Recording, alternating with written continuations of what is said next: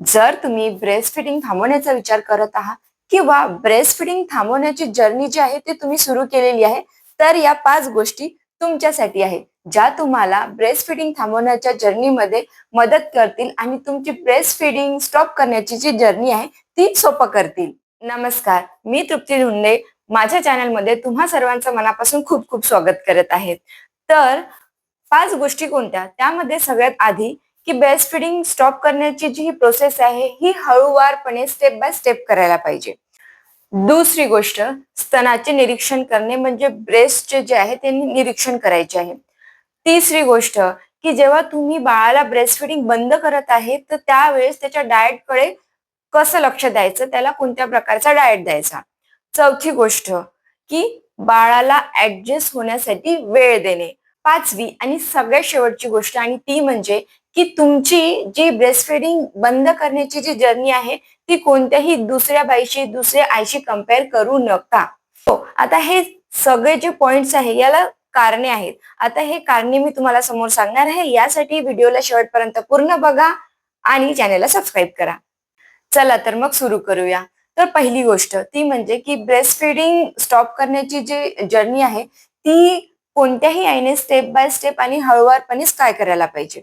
So त्याचं उत्तर असं आहे की स्टेप बाय स्टेप आणि हळूवारपणे जर तुम्ही ब्रेस्ट फीडिंग बंद करत आहात तर बाळाला वेळ मिळतो इमोशनली आणि न्यूट्रिशनली ऍडजस्ट होण्यासाठी. दुसरं म्हणजे आईला सुद्धा वेळ मिळतो इमोशनली आणि फिजिकली ऍडजस्ट होण्यासाठी. आता याच्यामध्ये फिजिकली ऍडजस्टमेंट मध्ये काय होतं की जेव्हा तुम्ही हळूहळूवारपणे स्टेप बाय स्टेप जेव्हा ब्रेस्ट फीडिंग बंद करता तेव्हा जे मिल्क प्रोडक्शन आहे ते सुद्धा हळूहळूवारपणे कमी होत जातं आणि कमी कमी होऊन ते बंद होतं. त्याच्यामुळे तुम्हाला दुधाच्या गाठी होणं, ताप येणं या सगळ्या गोष्टी ज्या आहेत त्या होत नाहीत. दुसरा मुद्दा आणि तो म्हणजे की स्तनाचं निरीक्षण करणं किंवा ब्रेस्टचं इन्स्पेक्शन करणं. ओके, तर जेव्हा तुम्ही ब्रेस्ट फीडिंग थांबवण्याची जर्नी चालू करता तेव्हा कधी कधी काय होते की ब्रेस्ट मध्ये ज्या आहे त्या गाठी तयार होतात दुधाच्या आणि मग त्या जर तुम्ही लक्ष नाही दिलं तर त्या दुधाच्या गाठी अजून अजून मोठ्या होतात.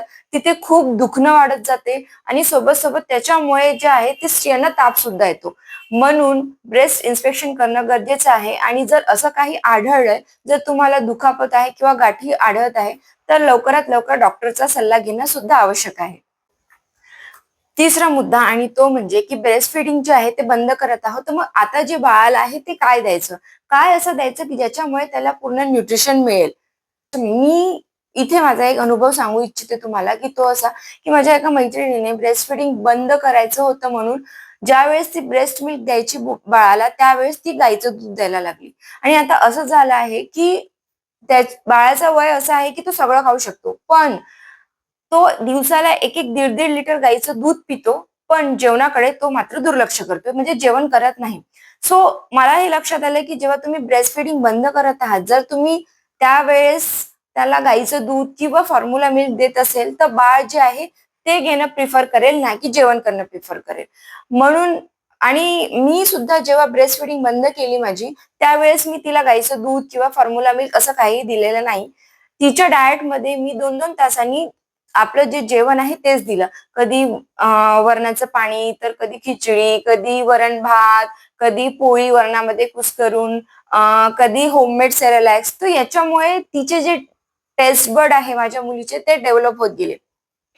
म्हणून जेव्हाही तुम्ही ब्रेस्ट फीडिंग बंद करत आहात ना, तेव्हा जे आहे आपल्या मुलांना तुम्ही जेवण द्या. म्हणजे 2-2 तासांनी जे आहे ते तुम्ही त्याला जेवायला द्या. जे आपले साधे-साधे पदार्थ आहेत ते खायला द्या. वरणाचं पाणी आहे, अजून खिचडी आहे, वरण भात आहे, वरणी आहे, होममेड सेरेलॅक आहे, वरणामध्ये कुस्करलेली जी आहे भाकर आहे, नाचणी आहे, हे सगळं तुम्ही द्या. 2-2 तासांनी खायला द्या. त्याच्यामुळे काय होईल की त्याचं जे ब्रेस्ट फीडिंग आहे ते बंद होईल पण सोबत-सोबत त्याला न्यूट्रिशियस फूड खायला मिळेल. सोबत-सोबत त्याचं न्यूट्रिशन पूर्ण होईल, त्याचं पोट भरेल आणि सोबत-सोबत त्याचे टेस्ट बड जे आहेत ते सुद्धा डेव्हलप होतील आणि जेवणाची आवड त्याच्यामध्ये निर्माण होईल. सो चौथा मुद्दा म्हणजे बाळाला ऍडजस्ट करायला वेळ द्या. तर त्याच्यामध्ये पण फिजिकल ऍडजस्टमेंट आहे आणि इमोशनल ऍडजस्टमेंट आहे. बाळासाठी आईचं जे दूध आहे ते कॉम्बो फूड आहे. कॉम्बो फूड म्हणजे ते इझिली डायजेस्टेबल आहे, इझिली अवेलेबल आहे, इझी टू ड्रिंक आहे, फुल ऑफ न्यूट्रिशन आहे आणि सोबत सोबत त्याचा आणि त्याच्या आईचा एक क्वालिटी टाइम आहे त्याच्यामध्ये. सो ब्रेस्ट फिडिंग बंद करणे म्हणजे ना लहान मुलाला या झोन मधून दुसऱ्या झोन मध्ये शिफ्ट करणे. सो आता नवीन जेवण, नवीन चव, पचन क्रियेमध्ये अदलाबदल, कधी या मुलांना शिशी जास्त होणार किंवा 2-3 दिवस होणारच नाही, हा सगळा बदलाव होत असतो. त्याच्यामुळे त्यांना फिजिकली ऍडजस्ट होण्यासाठी वेळ देणे खूप गरजेचं असते.